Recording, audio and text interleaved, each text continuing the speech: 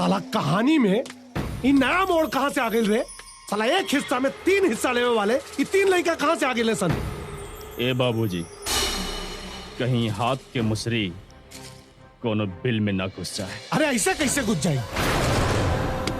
ए बेटा, ना हमारा औलाद न तोरा बाप के हाथ इतना कमजोर बा कि अंजलि और ओकर जायदाद के और का हो जाए। ए बाबूजी, खून का बूंद बहे चाहे खून का नदी,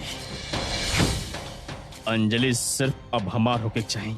होई, जरूर होई,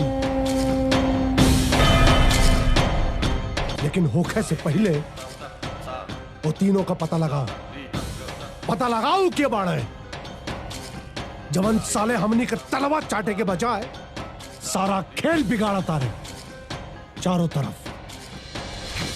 तरफ अपन आदमी दौड़ा दे और जैसे ही मिले ना 6 इंच छोटा कर उन्हन के, छोटा कर 6 इंच।